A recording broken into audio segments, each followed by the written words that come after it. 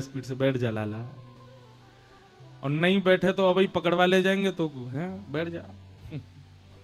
बोलो वृंदावन बिहारी लाल की। आप लोग बहुत शुक्र मनाया करो कि आपके बालक ठाकुर जी जैसे उद्यमी नहीं है। हमारे लाल जी जितने उद्यमी है उतने उद्यमी बालक संसार में हो ही नहीं सकते। यशोदा मैया तो दुनिया की माताएं कहीं जाती हैं तो वहां पे जाके क्या प्रार्थना करती होंगी, हमारा बालक बहुत अच्छा बने, हमारा बालक बहुत दीर्घायु हो, हमारा बालक बहुत मेधावी हो, हमारा बालक बहुत विद्वान हो, खूब धन कमाए। ये मांगती माताएं। यशोदा मैया क्या मांगती हैं हर जगह जाके? मेरे लाला की नेक ऊधम कम है जाए, मेरे लाला की नेक चतुराई कम है जाए, मेरे लाला को ये उछलनो कूदनो नेक कम है जाए। यानी पूरी गोकुल की नाक में दम। बच्चे, हमारे सामान्य बच्चे घर में नाक में दम करते होंगे, ठाकुर जी तो पूरे नगर में नाक में दम करते हैं। तो ठाकुर जी तो अद्भुत हैं। तो जिनका ये प्रश्न था उनको यही उत्तर है कि आप अपने सेवा के ठाकुर जी जो अभी विराजमान हैं उनके आगे पर्ची डालो, और पर्ची डाल करके रात भर ठाकुर जी को विचार करने दो। अगले दिन सुबह पर्ची एक उठाओ और उसको भगवद आज्ञा मान करके उसको करो। और दूसरी बात यह भैया, जिस प्रणाली में आप हो, आप राधा वल्लभ संप्रदाय में हो तो राधा वल्लभ लाल जी की संप्रदाय की सेवा कितनी सुंदर है, वहां की परंपरा से करो। लेकिन फिर भी आपका मन अगर है कि वहां से करें तो अपने ठाकुर जी से ही आज्ञा लो। फिर किन्हीं का प्रश्न है कि महाराज जी कल से नवरात्रि शुरू हो रहे हैं, मेरे इष्ट युगल सरकार हैं, तो क्या युगल सरकार या लड्डू गोपाल जी के विग्रह में या सर्वेश्वरी श्री राधा रानी के विग्रह में या छवि में हम मां दुर्गा जी का ध्यान करके पूजन अर्चना कर सकते हैं, या मां शेरावाली का विग्रह या चित्र होना? आप समझ गए हम बात। आप ये कहना चाह रहे हैं कि आप अपने इष्ट में ही मां का ध्यान करके और उनको आप वंदन कर लो। हमारी दो बातें सुनिएगा ध्यान से। आपके बेटा को भूख लगी है और आप कहो नहीं नहीं बेटी कोई मैं पवा देती हूं, ये और ये दोनों मेरे लिए एक ही तो हैं, इन दोनों को मैं समान ही मानती हूं, बेटी को पवा दो, यूं को इसी से पेट भर ले लाला। बेटा कहेगा मां मुझे अलग खवाओ, मेरा पेट तो तब भरेगा ना। तो पहली बात तो यह है, अगर आपके इष्ट श्यामा श्याम हैं तो अपने इष्ट का ध्यान रखो, अपने इष्ट का ध्यान करो, पर अर्चना सेवा और नवरात्रि के जो क्रम होते हैं वो तो देवी मैया के श्री स्वरूप के सामने ही करो, ठीक है? क्योंकि वो उनका स्वरूप है। क्यों इतने देवी देवताओं के स्वरूप है? ऐसे तो फिर एक ही ठाकुर हो, सब उनमें ही मान लो। राम जी में हनुमान जी को देख लो, हनुमान जी में शंकर जी को देख लो। देखना कोई ऐसा, यह भी संभव है, ऐसे भी भक्त हुए हैं जिन्होंने अपने आराध्य में ही इष्ट का दर्शन कर लिया, उसी में पर हमारी इतनी स्थिति नहीं पहुंची ना, हम उतने योग्य नहीं पहुंचे हैं ना अभी, हम अभी सामान्य स्थिति में हैं। और सामान्य स्थिति में हम जब हैं तो फिर हमको, जैसे कल से नवरात्रि, अब जैसे हम भी भागवत के उपासक हैं, हम भी गिरधर लाल जी के सेवक हैं, पर कल से नवरात्रि है तो 9 दिन तक हमारा भी रोज हवन चलेगा, हम भी देवी को आराधन करते हैं। हाँ, उसके पीछे कामना हमारी क्या है? कामना है कि श्री गिरधर लाल जी के श्री चरणों में और प्रेम बढ़े, भागवत जी की हम और भाव से सेवा कर सकें। हे मैया आप इसका हमको बल प्रदान करो। लेकिन उस आराधना तो हम अलग से ही करेंगे। अब श्री जी सर्वेश्वरी श्री राधा रानी, उनकी सेवा प्रणाली अलग है। अब उन पर आप सिंदूर चढ़ाओगे, उन पर आप दूर्वा चढ़ाओगे, तो फिर बिल्कुल ही मतलब उल्टी धार हो जाएगी। वो देवी की आराधना आप श्री किशोरी जी पे कैसे कर पाओगे? इसलिए अलग से विग्रह रखिए, उनकी सेवा कीजिए, ठीक है? फिर किन्हीं का भाव है, कोई भी व्यक्ति सेवक या सेविका बिना किसी संप्रदाय, बिना किसी गुरु आज्ञा के, बिना दीक्षा लिए किसी भी संप्रदाय का तिलक धारण कर सकते हैं क्या? या कैसे तिलक धारण करना चाहिए जिन्होंने किसी संप्रदाय से दीक्षा नहीं ली हो? उनको तो फिर एक बिंदी मात्र ही धारण कर लो, या रज में थोड़ी सी यमुना जल मिला करके रज पूरे माथे पे लगा लो। पर आकृति जो होती है किसी भी संप्रदाय की, वो तो गुरु परंपरा में आने के बाद ही धारण करनी चाहिए।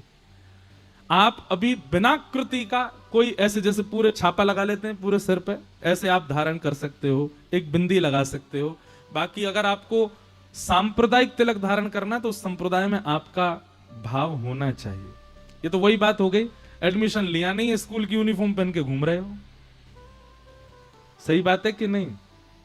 आपका एडमिशन हो जाए उस स्कूल में, तब उस स्कूल की एडमिशन यूनिफॉर्म पहनो ना।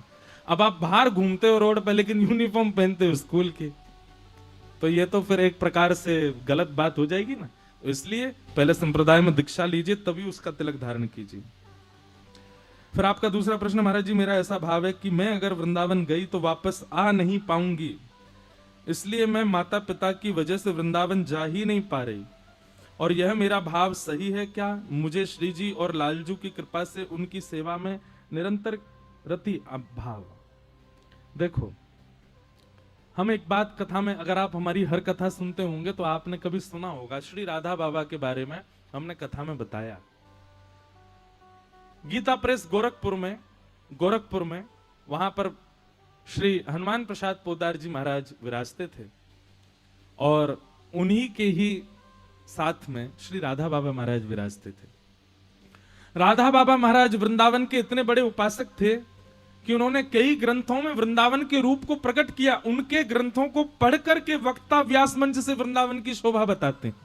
उनके ग्रंथों को पढ़कर के लोग वृंदावन के साधक हो जाते हैं। उनके ग्रंथों को पढ़कर के लोग वृंदावन का अखंड वास ले लेते हैं। पर राधा बाबा स्वयं कभी वृंदावन नहीं गए। क्यों? उन्होंने ऐसा कहा कि अगर मैं वृंदावन गया तो मैं कभी वापस नहीं आ पाऊंगा, और कहीं मैं वापस नहीं आ पाया तो मुझे अभी बहुत कुछ करना है समाज के लिए, वो मुझसे नहीं हो पाएगा। इसलिए उन्होंने क्या किया, वो जहां रहते थे गोरखपुर में गीता वाटिका में, वहीं वृंदावन प्रकट कर लिया था। बाबा ने अपनी आसपास की समस्त स्थितियों को ही वृंदावन के समान बना लिया था। इसलिए भैया मैं कथा में कहा करता हूं, आप वाद्य हैं, ऐसे यही कथा बिल्कुल आपकी जैसी बात है, वैसी ही कथा श्रीमद् भागवत में नारद जी का प्रसंग आता है। नारद जी संतों से आज्ञा लेकर के वन में जा रहे थे, लेकिन तभी आपकी मां ने कहा कि मेरी बुढ़ापी की लाठी, हम नारद जी पूर्व जन्म की कथा बताते हैं। तब संतों ने क्या आज्ञा की कि बोले नारद जी, जब वो पूर्व जन्म, उनका नाम कुछ और था, अभी बालक तुम्हारी सेवा तुम्हारे माता पिता हैं, इसलिए माता पिता की ही सेवा करो, माता पिता का ही भजन करो, माता पिता का ही ध्यान रखो। जब मां तुम्हारी, पिता तुम्हारे भगवत धाम प्रस्थान करें, अपने कर्तव्य से तुम निवृत्त हो जाओ, तब भजन मार्ग में जाइएगा। तो जिनका ये प्रश्न है उनसे हमारी एक ही प्रार्थना है कि अभी आप माता पिता को सर्वोपरि मानो, पर इसका मतलब ये नहीं कि कभी वृंदावन मत आओ, कभी कभी तो आया कीजिए, माता पिता सहित आया कीजिए। और फिर आपकी स्थिति ऐसी हो गई है कि आ ही नहीं पाओगे वृंदावन से, और यहां माता पिता को भी नहीं छोड़ पाओगे, तो फिर आप जहां रहते हो वहीं वृंदावन प्रकट कर लीजिए। और ये कोई बहुत बड़ी बात नहीं है, ये कोई हमने ऐसी बात नहीं कह दी है कि आप कर ही नहीं सकते। हमने अमेरिका में किसी के घर में वृंदावन देखा है, हमने ऑस्ट्रेलिया में किसी के घर में वृंदावन देखा है। वृंदावन के लिए चाहिए क्या? वृंदावन के लिए उपस्थित क्या होना चाहिए? भाव। और वो भाव यदि वृंदावन जैसे आपके उपस्थित हो जाए तो आप कानपुर में वृंदावन प्रकट कर लोगे। आपको क्या लग रहा है इस वक्त आप कहां बैठे हो? ये कानपुर थोड़ा ही है, ये बिठूर थोड़ा ही है, ये और भी जो भी नाम हो इसका, अमित लेजेसी है ना, रिजॉर्ट, ये वो भी थोड़ा ही है। हाँ, हम कथा प्रारंभ होने से, आरती होने से पहले ये कानपुर था, ये बिठूर था, अभी तो आप वृंदावन में बैठे हो। और सुनो, आप कहोगे महाराज जी ऐसी बड़ी चढ़ा के बातें बोल रहे हो, तो सुनो हम एक उपाय बता रहे हैं। क्या? जब संसार से हम सब लोग जाएंगे, सबको जाना है एक दिन, इन डेट्स को याद रखना। क्या तिथि थी कथा की? 30 सितंबर से लेकर के 6 अक्टूबर तक 2024। बहुत एक प्रैक्टिकल बता रहे हैं। जब यहां से चले जाएंगे ना, इन 7 दिनों का बायोडाटा निकलवाइएगा आप। किससे? चित्रकेतु से, चित्रगुप्त से। वो चित्रगुप्त के पास सारा डाटा होता है हर व्यक्ति का। उससे बस इतना पूछेगा कि महाराज एक बात बताओ, 30 सितंबर से 6 अक्टूबर तक हम कहां थे 2024 में? वो आपके डाटा खोल के यही बताएगा। आप तो वृंदावन में यहां पर अंकित है कि आप वृंदावन में थे। आप कहोगे वाह कैसी बात कही है महाराज हैं, अब बताओ इसके लिए मरने की प्रतीक्षा करें हम। जिसको प्रमाण चाहिए वो इंतजार करे, तब तक हमको तो विश्वास है कि भाई जहां कथा होती है वहीं वृंदावन प्रकट हो जाता है। वृंदावन का दर्शन कराएं आपको। स्वर दो। श्यामा हृदय कमल सो प्रगट्यो, श्यामा हृदय कमल सो प्रगट्यो, और श्याम हृदय कुभार, वृंदावन प्यारो वृंदावन, वृंदावन प्यारो वृंदावन। देखो वो 5-6 को दिख गया वृंदावन, खड़े हो गए अपने आप। ये देखो ये आ गया वृंदावन। अभी 2-4 पंक्ति और गाई हमने, यही वृंदावन प्रकट हो जाएगा।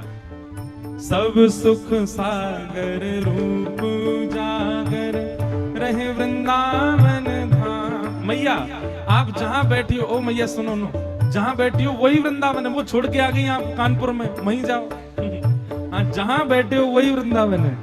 सब सुख सागर रूप जागर, रहे वृंदावन धाम। हाँ प्यारो रहे वृंदावन धाम, प्यारो रहे वृंदावन धाम। हे रूप गोस्वामी प्रकट कियो जहाँ, रूप गोस्वामी प्रकट कियो, श्री रूप गोस्वामी प्रकट कियो जहाँ, रूप गोस्वामी प्रकट कियो, राधा गोविंद रूप निधान, वृंदावन प्यारो वृंदावन, वृंदावन प्यारो वृंदावन। हे श्री वृंदावन मेरो वृंदावन, श्री वृंदावन प्यारो वृंदावन। रूप गोस्वामी प्रकट कियो जहाँ, रूप गोस्वामी प्रकट कियो, राधा गोविंद रूप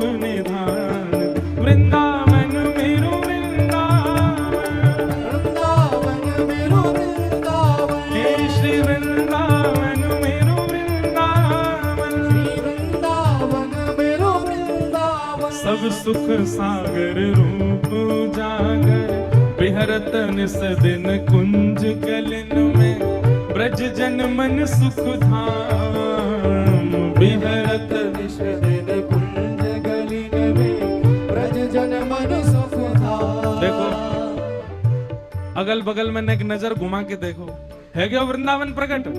बोलो वृंदावन बिहारी लाल की। हे बिहरत निस दिन कुंज गलन में, ब्रज जन मन सुख धाम। बिहरत निस दिन कुंज गलन में, ब्रज जन मन सुख धाम। हे मदन मोहन को रूप निरख के, मदन मोहन को रूप निरख के, श्री मदन मोहन को रूप निरख के, मदन मोहन को रूप निरख के, सनातन बल बल जाए, वृंदावन प्यारो वृंदावन, वृंदावन प्यारो वृंदावन। हे श्री वृंदावन मेरो वृंदावन, श्री वृंदावन मेरो वृंदावन। मदन मोहन को रूप निरख के, मदन मोहन को रूप निरख के, सनातन बल बल जाए, वृंदावन मेरो वृंदावन, वृंदावन मेरो वृंदावन। हे श्री वृंदावन मेरो वृंदावन, वृंदावन मेरो वृंदावन। हे गोपी ग्वाल सब ही और धारे, प्यारो गोपीनाथ। गोपी ग्वाल सब ही और धारे, प्यारो गोपीनाथ। हे प्यारो प्यारो गोपीनाथ, प्यारो प्यारो गोपीनाथ। हे मधु पंडित जिन कंठ लगायो, मधु पंडित जिन कंठ लगायो, श्री मधु पंडित जिन कंठ लगायो, मधु पंडित जिन कंठ लगायो। और है रही जय जयकार, वृंदावन प्यारो वृंदावन, वृंदावन प्यारो वृंदावन। हे श्री वृंदावन मेरो वृंदावन, श्री वृंदावन मेरो वृंदावन। मधु पंडित जिन कंठ लगायो, मधु पंडित जिन कंठ लगायो। और है रही जय जयकार, वृंदावन प्यारो वृंदावन, वृंदावन प्यारो वृंदावन। हे श्री वृंदावन मेरो वृंदावन,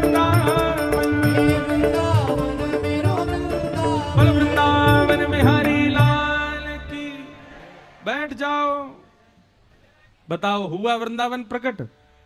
अभी तीन ठाकुर तो प्रकट है गए, 4 को कथा के विश्राम में प्रकट करेंगे हैं? तो हम ये बात क्या कहना चाह रहे हैं, आप गाड़ी में बैठ करके, ट्रेन में बैठ करके 350 किलोमीटर होगा यहां से वृंदावन, 350 किलोमीटर आप चल करके आप वृंदावन में प्रवेश करते हैं। बहुत ध्यानपूर्वक सुनिए सब लोग, इधर देखो। आप 450 किलोमीटर ट्रेवल करके जाते हैं तो आपका तन वृंदावन में प्रवेश करता है, पर मन तो हमारे वश में, और मन जब चाहे तब वृंदावन को वहीं उपस्थित कर सकता है जहां हम हों।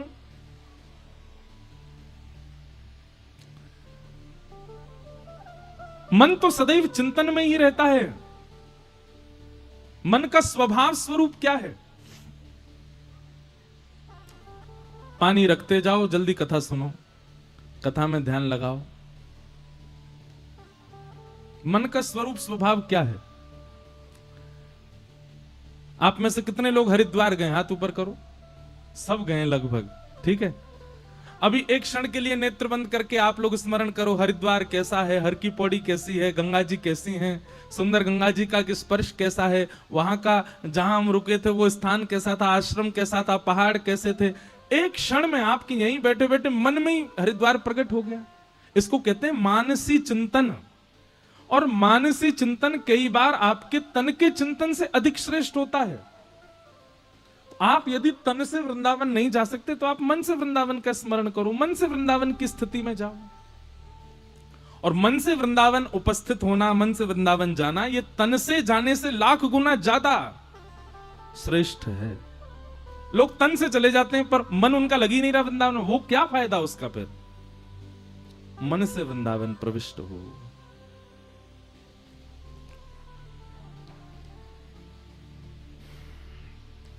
फिर उसके बाद एक और प्रश्न है आपका। प्रश्न भी है, महाराज जी वृंदावन की दिन रात याद करती हूं, कभी भी वृंदावन नहीं विसरता, बहुत विरह होता है, आपके पद सुनती हूं तो आंसू आ जाते हैं, क्या करूं प्रभु कृपा, उपाय बताएं। आप जिस स्थिति में हैं इस स्थिति में आने के लिए बड़े बड़े साधक तरसते हैं। जिनका ये प्रश्न था अंतिम कि वृंदावन भूला नहीं जाता और पद सुनते ही नेत्र सजल हो जाते हैं, अच्छे अच्छे साधकों की यह स्थिति नहीं होती। वृंदावन से दीक्षित होने के बाद, वृंदावन की सेवा होने के बाद भी लोगों का वृंदावन भूल जाता है, छूट जाता है, वृंदावन को याद नहीं रख पाते। लेकिन आपकी ये स्थिति है तो ये तो कृपा है ठाकुर जी की। और एक बात हमारी लिख लीजिए, हम कथा में भी कहते हैं वृंदावन की याद आपको बहुत आ रही है, तो इसका मतलब यह नहीं है कि आप वृंदावन को याद कर रहे हो, इसका मतलब यह श्री जी आपको याद कर रहे हैं। आप वृंदावन का स्मरण करते हैं, गोवर्धन का स्मरण करते हैं, और करते करते करते अपने आप आपका 2-3 दिन में वो स्मरण कम हो जाता है, सेवा कम हो जाती है, भक्ति कम हो जाती है। तो इसका मतलब आप ही कर रहे थे, सामने से रिवर्ट में नहीं था। प्रेम तो दोनों तरफ से होता है ना। लेकिन आप तो चाह रहे हो कि थोड़ी देर के लिए हम वृंदावन को भूलें, थोड़ी देर के लिए वृंदावन हमारे चित्त से जाए तो हम कुछ और को, पर वृंदावन जा ही नहीं रहा। तो ये बात हमारी लिख लीजिएगा, पत्थर की लकीर है, श्री जी आपको स्मरण करनी, इसलिए वृंदावन का विस्मरण नहीं हो रहा है। ब्रज की गोपियों की यही तो स्थिति है। ध्यान लगा करके यमुना जी के तट पर बैठी हैं, तभी नारद जी महाराज आकर के पूछते हैं, अरे गोपी कौन को ध्यान लगा रही हो? गोपियां कहती हैं, नारद दुनिया के लोग ध्यान लगाते हैं किसी को धारण करने के लिए, हम तो ध्यान इसलिए लगा रही हैं, ये चित्त में नंद जी को लाला ऐसो टेढ़ो सो है कि बस गए हो है, जे ऐसो बैठ गए हो हृदय में आकर के कि जब तक जे बैठो रहेगो हम घर के कोई काम ही ना कर पावे। तो हम तो ध्यान लगा के चित्त में बैठे ठाकुर ते निवेदन कर रही हैं कि तू नेक देर को लाला हमारे चित्त से बाहर चलो जा तो हम घर के काम करें। दुनिया के लोग ठाकुर जी का ध्यान धरते हैं कि वो चित्त में आ जाए। तो ब्रज की गोपियां क्या कहती हैं, बोले हम ध्यान करके ठाकुर जी तो कह रही नेक देर को बाहर चलो जा लाला ताकि हम घर के काम करें। 24 घंटा चित्त में ही बैठो रे। जित जाऊं उत ठाड़ो ही पावे, बिना बुलाए बोले शाम लग्यो संग डोले। माई मेरे हाँ माई मेरे हो माई मेरे श्याम लग्यो संग डोले। ठाकुर जी संगी चल रहे हैं। कहा करूं लोभी मेरे नैना, हंस हंस घूंघट खोले, श्याम लग्यो संग डोले। माई मेरे श्याम लग्यो संग डोले। समझ में आए शब्द? ब्रजभाषा है। श्याम लगो संग डोले मतलब पीछे ही पड़ो रे। हमारी स्थिति क्या, हम ठाकुर जी के पीछे पड़े रहे, पर ब्रजवासी की स्थिति क्या, बोले ठाकुर जी पीछे ही पड़ो रे, कहीं चले जाओ पीछे ही ना छोड़े, सब जगह संग ही चल दे हमारे। ऐसी स्थिति। तो भैया जिनके वृंदावन और विराजमान है, वृंदावन जा ही नहीं रहा है, भाग्यशाली हो। सदा रहे आपके चित्त में वृंदावन, बस ऐसी प्रार्थना। कथा क्रम में प्रवेश करें। आज हमारे मध्य में वैष्णवाचार्य गोस्वामी सनक शरण जी महाराज पधारे। बहुत बहुत आपका अभिनंदन, स्वागत, प्रणाम। और भी कई संत महापुरुष सब पधारे हैं, सबको हम बारंबार वंदन करते हैं।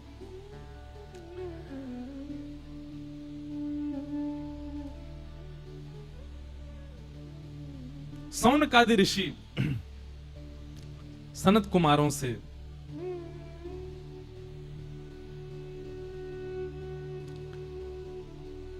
सौनकादि ऋषि सूत जी महाराज से प्रश्न कर रहे हैं और सूत जी उनके उत्तर में अब कथा सुना रहे हैं। भागवत जी की रचना कैसे हुई यह प्रसंग सुनाया गया। श्री वेदव्यास जी महाराज ने अनेक ग्रंथों की रचना की। वेदव्यास जी महाराज ने चारों वेदों की रचना की, पर इन सबसे वेदव्यास जी के चित्त को संतोष नहीं हुआ। कोई भी कार्य करने में सुख की कामना नहीं होनी चाहिए, संतोष की कामना होनी चाहिए, संतुष्टि की कामना होनी चाहिए। हां, संतुष्ट हुए। भोजन हम कब तक करते हैं? जब तक हमको संतुष्टि ना हो जाए, जब तक हमारी क्षुधा निवृत्त ना हो जाए। ऐसे वेदव्यास जी महाराज ने अनेक ग्रंथ लिख दिए, लेकिन उनके मन को संतोष नहीं हुआ। उनके चित्त को ऐसा लग रहा है कि अभी भी कुछ अधूरा तो रह गया है। तब वेदव्यास जी महाराज के यहां श्री नारद जी का आगमन हुआ और नारद जी महाराज ने आकर के वेदव्यास जी से निवेदन करते हुए कहा कि हे व्यास जी, आपके चित्त को शांति ना मिलने का कारण मुझको पता है। व्यास जी बोले, बताओ क्या है कारण? मैंने इतने ग्रंथ लिख दिए, इतने पुराण लिख दिए, मेरे चित्त को शांति क्यों नहीं है? तब नारद जी महाराज वेदव्यास जी से कहते हैं, हे व्यास जी, कि भवतानुदित प्रायम यशो भगवतो मलम येनैवासौ न तुष्येत मन्ये तद्दर्शनम खिलम। कि न यद्वचश्चित्रपदं हरेर्यशो जगत् पवित्रं प्रगणित करहिचित् तद्वायुषं तीर्थमुशन्ति मानसाः न यत्र हंसा निर्मन्तु शिक्षया। बहुत ध्यान पूर्वक सुनिएगा। नारद जी महाराज कहते हैं, भगवान, आपने जितने भी ग्रंथ लिखे, जितने भी पुराण लिखे, जितने भी आपने शास्त्र लिखे, वेद लिखे, इन सब रचनाओं से आपको संतुष्टि नहीं है। इसके पीछे एक ही कारण है। क्या? आपने भगवान के ऐसे यश को नहीं लिखा जिस यश को सुनकर के सुनने वाले को भगवान से प्रेम हो। बहुत ध्यानपूर्वक सुनिएगा बात। आपने जितने भी ग्रंथ आदियों का निर्माण किया है, सब सुनने के बाद में ठाकुर जी में श्रद्धा हो सकती है, ठाकुर जी में निष्ठा हो सकती है, ठाकुर जी में आस्था हो सकती है, ठाकुर जी में विश्वास हो सकता है, पर ठाकुर जी में प्रेम नहीं हो पा रहा है। आस्था होना, श्रद्धा होना, विश्वास होना, समर्पण होना, ये एक विषय है, और प्रेम होना ये अलग विषय है।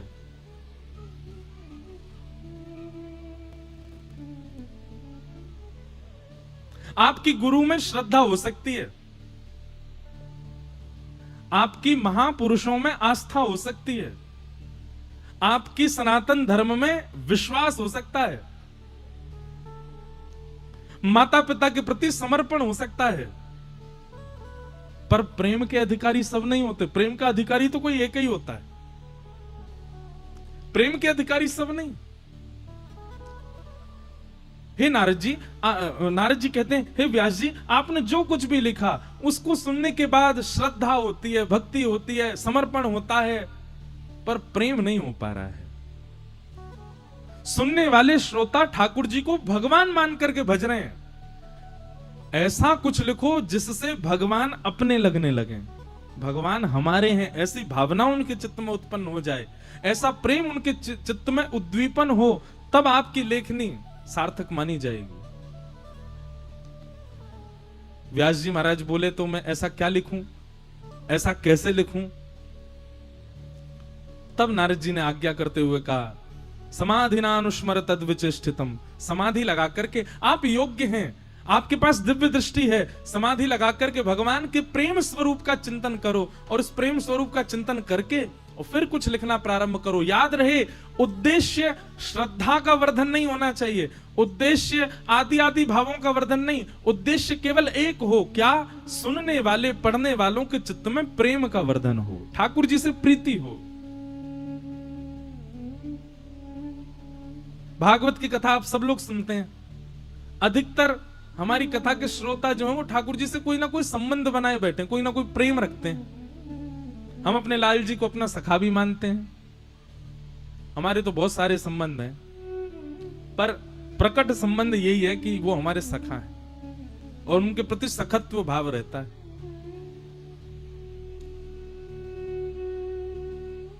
लेकिन ये सखा का भाव कब प्रकट हो सकता है? जब प्रेम हो।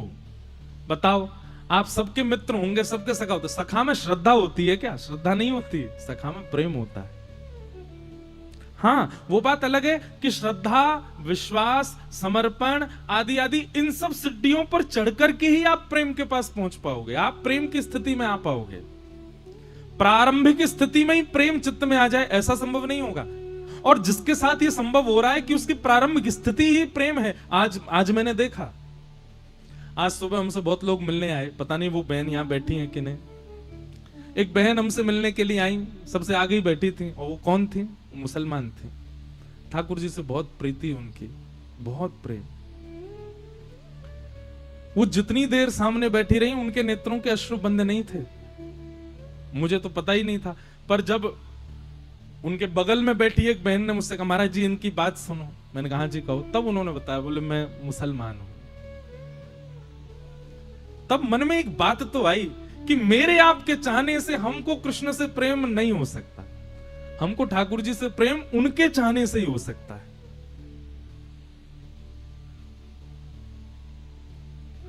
श्री रसखान जी का चरित्र मेरे चित्त में घूमने लगा, उनको देख करके हमारे ब्रज में पधारी अकबर की पत्नी ताज बेगम का चरित्र घूमने लगा। आपको पता है रसखान भक्त कैसे हुए ठाकुर जी के? मैंने कथाओं में सुनाया है।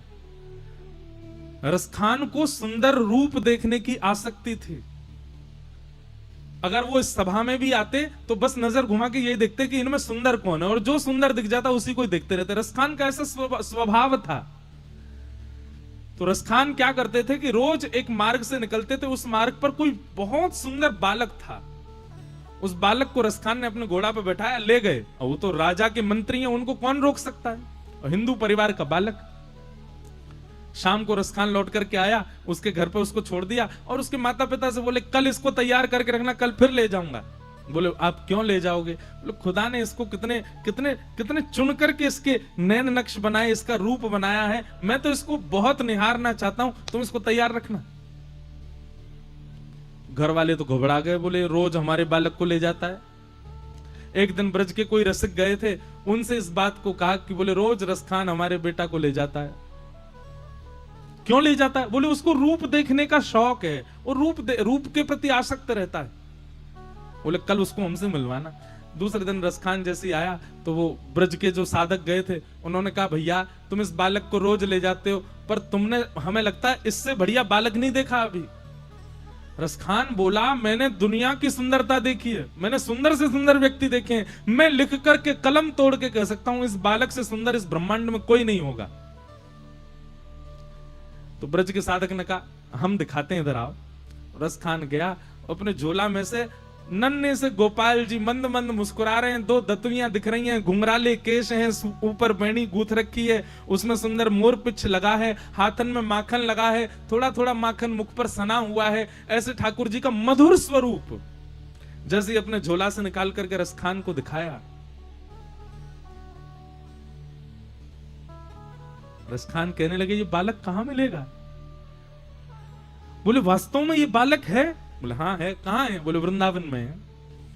अच्छा, किनका बेटा है? बोले, इसके माता पिता का नाम है नंद बाबा और यशोदा मैया। इसके बड़े भैया हैं, उनका नाम है बलभद्र भैया। वृंदावन में रहता है, टेढ़ी चाल चलता है, गैया चराता है, घर घर से माखन चुरा के खाता है। और इसी को देखने के लिए वृंदावन में भीड़ पड़ी है। कोई नाम जप कर रहा है, कोई एकादशी व्रत कर रहा है, कोई वृंदावन परिक्रमा कर रहा है, कोई यमुना जी में गोते लगा रहा है, कोई कथाएं सुन रहा है, कोई अनुष्ठान कर रहा है, कोई नाम जप कर रहा है, कोई व्रत कर रहा है।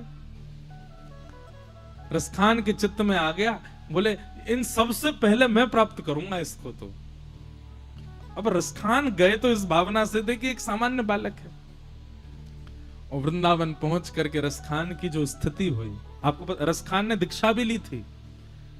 गुसाई श्री विठलनाथ जी, श्री वल्लभाचार्य जी के सुपुत्र गुसाई श्री विठलनाथ जी से ब्रह्म संबंध लिया था रसखान ने। क्यों? बोले, रसखान श्री कृष्ण को प्राप्त करने के लिए किसी भी हद तक जा सकता है। ये नियम करना, पालन करना, नियमों का पालन करना, ये सब क्या है? भगवत प्राप्ति के लिए ही तो कर रहे हैं हम सब लोग।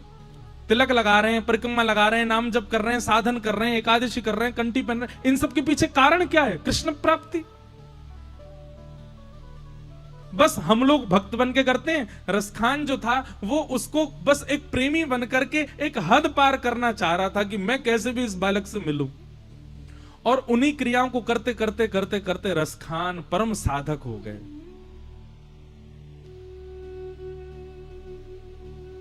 ब्रह्म में ढूंढो पुराण गायन। रसखान कहते मैंने सब जगह ढूंढा। बहुत सुंदर पंक्तियां हैं रसखान की।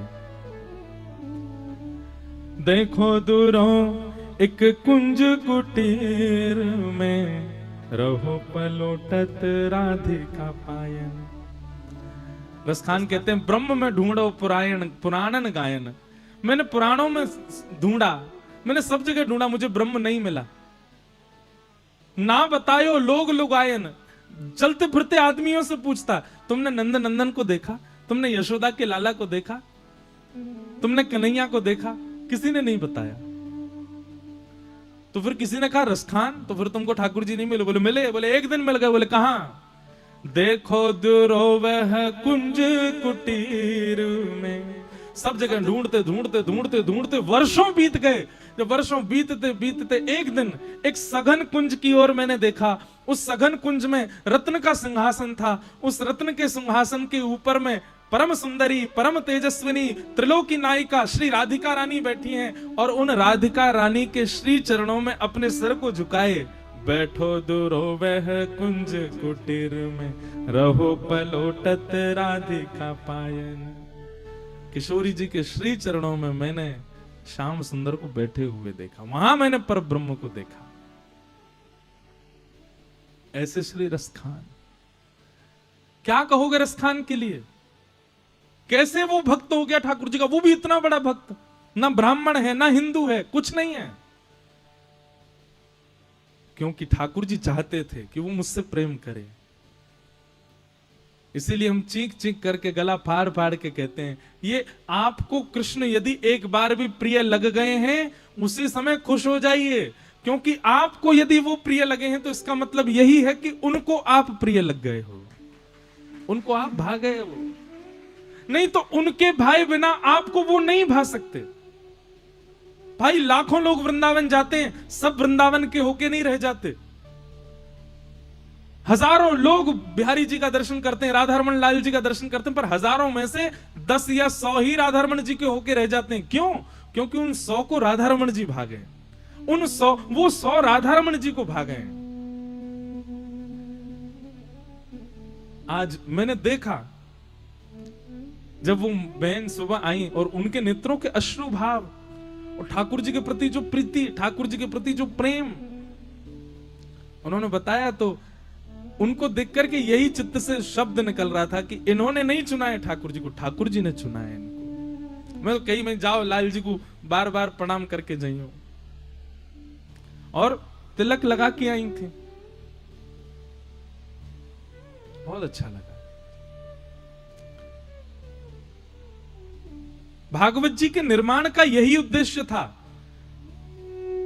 भगवान के प्रति आस्था, विश्वास, श्रद्धा, ये तो सबके चित्त में आ जाता है, पर प्रेम ये सबके चित्त में नहीं आता। प्रेम उसी के चित्त में आता है जिससे ठाकुर जी चाह रहे हो कि मुझे प्रेम हो। और यह स्थिति कैसे बने कि ठाकुर जी के चित्त में यह आ जाए कि वो हमसे प्रेम कर लें? भागवत जी की कथा श्रवण करके जैसे जैसे भागवत जी में नियम बताए गए वैसा वैसा अपना निर्माण कर लो ठाकुर जी से, ठाकुर जी को आपसे प्रेम हो जाएगा। लिख लीजिएगा हमारी एक बात, भजन साधन इसलिए नहीं करना है कि हमको ठाकुर जी से प्रेम हो, भजन साधन कथा इसलिए सुननी है कि हमारा निर्माण ऐसे हो कि हम ठाकुर जी को पसंद आ जाएं। देखो, जब लड़का पहली बार लड़की से मिलने जाता है, ब्याह से पहले जब दोनों का संबंध पक्का हो जाता है, तो फिर परिवार वाले कहते हैं हाँ भाई अपनी बेटा बेटी को मिलवाओ। उस समय दोनों अपना श्रृंगार कैसा करते हैं? वो इसी भाव से करते हैं। लड़का ऐसे ही बाल काट के जाएगा जो उसकी सबसे बढ़िया हेयर स्टाइल हो, क्यों? उसको पसंद आ जाऊं मैं। सबसे बढ़िया वाली टी शर्ट पहन के जाएगा कि उसको भा जाऊं मैं। सबसे बढ़िया वाला परफ्यूम लगा के जाएगा कि उसको अच्छा लगे। भले ही पूरे दिन पड़ा रहता हो बिस्तर पे, लेकिन उस दिन ऐसा बन के जाएगा टिप टॉप की महाराज, ऐसा लगे कितना सुपात्र है। वैसे तो कमर झुकी रहती है उसकी, पड़ा ही रहता है, लेकिन आज बिल्कुल ऐसा बैठेगा जैसे कितने एटिकेट्स हैं इसके अंदर। चाय भी ऐसे पिएगा जैसे आवाज ही नहीं आवे। आप लोग ये मत सोचना मुझे अनुभव है। अनुभव नहीं है, मैंने भी देखा है, अनुभव तो हुआ नहीं अभी तक। हाँ, हमारे संग जितने इन सब के अनुभव मैंने देखे हैं। क्यों करता है वो ये सब? कि जिस कन्या से मेरा विवाह होने वाला है उसको मैं भा जाऊं। ये कथा सुनना, कथा में बताए गए नियमों का पालन करना, उन नियमों पर चलना, जो मार्ग गुरुजन बताते हैं उनका पालन करना, ये क्यों करते हैं हम?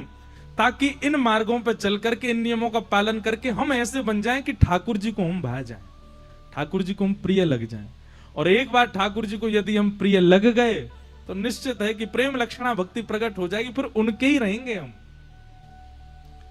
हम कथा में गाया करते हैं, श्याम सुंदर सदा हमको प्यारे रहे, हम उन्हीं के रहे, वो हमारे रहे। श्याम सुंदर सदा हमको प्यारे रहे, हम उन्हीं के रहे, वो हमारे। देखो, अब हमारे मन में ऐसे ही उदाहरण आते हैं जिससे छोटे छोटे बच्चे, युवा बालक समझें। जैसे किसी विवाह में आप गए और विवाह में आपने जाकर के देखा, अब बहनें जो होती हैं वो क्या करती हैं? बहनों ने जाके देखा कि देखो दुल्हन कितनी बढ़िया लग रही है, कितनी सुंदर लग रही है। सो वो क्या करती, पूछती है इसने अपना मेकअप कहाँ करवाया था, इतनी बढ़िया कहाँ से लग रही है? फिर बताएं, कानपुर में वो वाली शॉप है, वहां से करवा के आई, इसीलिए इतनी बढ़िया लग रही है। तो फिर सब वहीं भागती हैं, हम भी वहीं करवा के जाएंगे, बढ़िया लगेंगे। ठीक वैसे ही मीराबाई को देख करके हमारे चित्त में आया, इनको ठाकुर जी, ये ठाकुर जी के कैसे हो गए? सूरदास जी को देख करके हमारे मन में आया, ये ठाकुर जी के कैसे हो गए? ये कुम्मन दास, हितरवंश महाप्रभु, स्वामी श्री हरिदास, श्री रत्नावती जी, ये सब ठाकुर जी के कैसे हो गए? बोले भैया, इनने श्रीमद् भागवत जी श्रवण करी थी और भागवत जी श्रवण करके भागवत के मार्गों को इन्होंने पालन किया, इसलिए ठाकुर जी के प्रिय बन गए। तभी हम लोग भी सब भागवत जी में आ गए, हम भी भागवत जी का श्रवण कर रहे हैं, ताकि जिन मार्ग पर चल के हमारे मीराबाई ने, सूरदास जी ने, तुलसीदास जी ने, कुम्भनदास जी ने, सूरदास जी ने ठाकुर जी को प्राप्त किया। भौंदू क्या करता था? कल कथा सुनी थी ना, कथा ही तो सुनता था अपने गुरुदेव से, और उसी की कृपा से उसको ठाकुर जी मिल गए। इसीलिए हम भी आए कथा में, ताकि यहाँ बताए गए मार्ग पर हम चलें और हमको भी ठाकुर जी मिले। गाओ भाव से। श्याम सुंदर सदा हमको प्यारे रहे, हम उन्हीं के रहे, वो हमारे रहे। श्याम सुंदर सदा प्यारे रहे, हम उन्हीं के रहे, वो हमारे। सब लोग गाओ।